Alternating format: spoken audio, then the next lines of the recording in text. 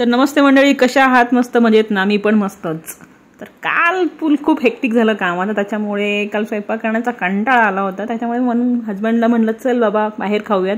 बाहेर खायला गेलो, दरेकरमध्ये गेलो. दरेकरमध्ये मस्तपैकी आम्ही चिकन हक्का नूडल मागवलं आणि मस्तपैकी हे आपले चिकन चॉप्सी जे आहेत हे चॉप्सी आधी घेतले, मस्तपैकी खाल्ले. मग चिकन हक्का नूडल आला. चिकन हक्का नूडल आल्यानंतर मस्तपैकी ते आम्ही दणकवले दोघांनी सुद्धा. आधी एका प्लेटमध्ये नंतर दुसरी प्लेट संपवली आणि मस्तपैकी चिकन हक्का नूडल असे दणकवले. मग कोल्ड्रिंक मागवलं आम्ही, कोल्ड्रिंक प्यायलो आणि थोडंसं गप्पा गोष्टी करत इथे बसलो आणि मग काय मस्तपैकी निघालो की बाहेर.